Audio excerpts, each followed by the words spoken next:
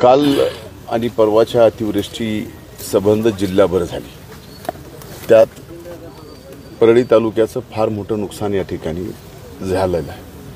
100% या ठिकाणी शेतीचं नुकसान या परळी तालुक्याचं अतिवृष्टीमुळे झालेलं आहे। ही अतिवृष्टी यायच्या अगोदर 50% नुकसान झालं होतं, पण आता या पावसाने तर पूर्णपणाने उद्ध्वस्त करून टाकलं आहे। आपण आत्ता बघताय की आता हा कापूस पूर्णपणाने पाण्यात आहे। आता ह्या कापसाचं 1 रुपयाचं उत्पन्न या शेतकऱ्याला मिळू शकत नाही।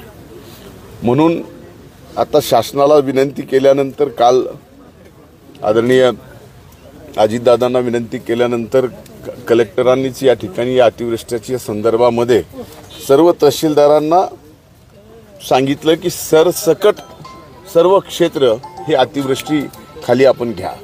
तसा निर्णय झालेला आहे। पण सगळ्यात मोठं नुकसान एकीकडे नदीपात्राच्या बाजूला असणाऱ्या ज्या जमिनी आहेत त्या जमिनी पूर्णपणाने खरडून घेतल्यात आणि नुसत्या नदीपात्राच्या जवळ नाही तर इतर ठिकाणी सुद्धा जमिनी फार मोठ्या प्रमाणात खरडून गेलेल्या आहेत। त्याचं फार मोठं नुकसान झालं आहे। तेवढंच नाही तर यामध्ये बऱ्याच विहिरी पण आत्ता गेलेल्या आहेत।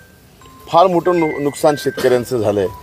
बऱ्याच ठिकाणी गावाचे संपर्क पूर्णपणाने तुटलेले आहेत। पूल अनेक वाहून घेतलेत। आत्ता तात्पुरती दुरुस्ती होईल, पण तात्काळ त्या पुलांना सुद्धा नव्यानं आम्हाला त्याची उभारणी करावी लागणार आहे। म्हणजे अनेक अतिवृष्टी पाहिल्या, पण ह्या अतिवृष्टीमध्ये सर्वाधिक नुकसान हे आज परळी तालुक्यामध्ये झालेलं दिसतं।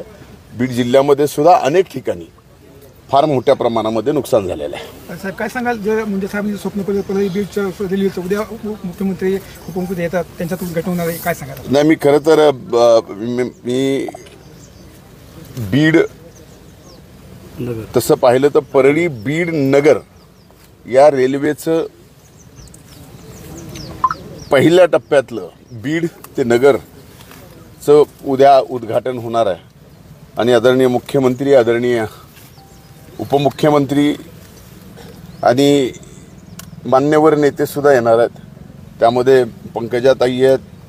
त्या 10 वर्षाच्या कालावधीमध्ये तत्कालीन खासदार प्रीतमताई सुद्धा येणार आहेत। त्यांनी सुद्धा फार कष्ट हे रेल्वे होण्यासाठी घेतले आणि आज बीडकरांचं एक स्वप्न तर अर्ध स्वप्न पूर्ण झालं आहे आणि परळीपासून बीडपर्यंतचं सुद्धा जे राहिलेलं स्वप्न आहे ते या येणाऱ्या वर्षभरामध्ये पूर्ण करण्याच्या संबंधित स्वतः आदरणीय अजितदादा पवार साहेबांनी लक्ष घातलेलं आहे। एक लक्षात घ्या, कुणी काय विरोध करावा हे माझ्या हातात नाही आहे। मुद्दा हा आहे की स्थानिक पातळीवरती आम्ही कशा पद्धतीने राहतो आणि आम्ही बोलताना वागताना बंजारा आणि वंजारा ही जात म्हणून वेगळी आहे, बाकी सगळ्या गोष्टी वेगळ्या आहेत। पण आम्ही बोलताना आजपासून नाही तर स्वर्गीय मुंडे साहेबांपासून या बंजारा समाजाने स्वर्गीय मुंडे साहेबांवर प्रचंड प्रेम केलेलं आहे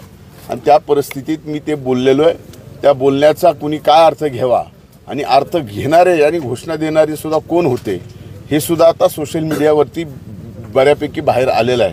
त्यामुळं लक्षात घ्या की कुठेतरी एखाद्या चांगल्या कार्यक्रमाला गालबोट लागावं आणि तो कार्यक्रम म्हणजे एकीकडे चांगला कार्यक्रम तुम्हाला दाखवता येत नाही माध्यमांना, काहीतरी झालं पाहिजे ना, त्याच्याशिवाय तुमचा TRP वाढत नाही। तर असे जी काही आहेत विघ्न संतोषी लोक ते त्यांच्या पद्धतीने करतात। आता इथंही बऱ्याच बंजारा समाजाचे लोक, त्यांना जर विचारलं तर आम्ही म्हणताना बंजारा एक अशा संबंधित विषय आहे, कारण आम्ही भटके आहोत।